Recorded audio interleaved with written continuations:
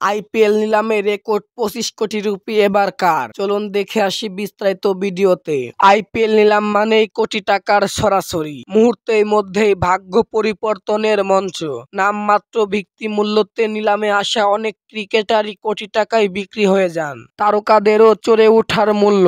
এই যেমন গত বছরের নিলামে মিচেল স্টার্কের দাম 24 কোটি 75 লাখ রুপিতে উঠে যাওয়া আইপিএল নিলামে যা সর্বোচ্চ ইতিহাস।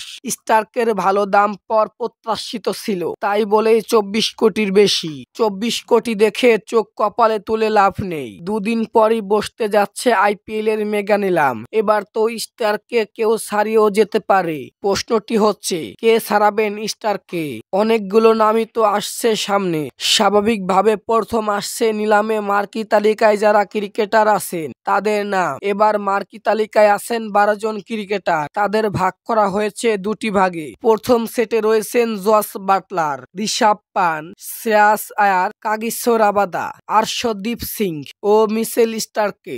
দ্বিতীয় সেটে রাখা হয়েছে যুজবেন্দ্র চাহাল, ডেভিড মিলার, লোকেশ রাহুল, মোহাম্মদ শামি ও মোহাম্মদ সিরাজকে। গত বছরের নিলামে মিচেল স্টার্কের দাম উঠে 24 কোটি 75 লক্ষ রুপি, যাদের প্রত্যেককেই চড়া মূল্য বিক্রির সম্ভাবনা আছে। তবে 24 কোটি এটা একটু বেশি। স্টার্ককে ছাড়ানোর সম্ভাবনায় তালিকা করতে গেলে সংখ্যাটা হয়তো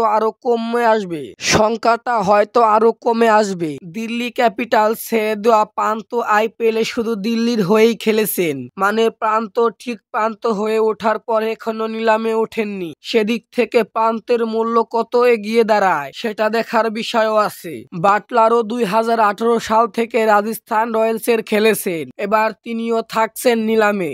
স্ট্রাইক রেট বলুন, টি-20 ক্রিকেটে তার চাহিদা বলুন, সবকিছুই বিবেচনায় বাটলারের দাম এবার আকাশ ছোঁয়ার কথা।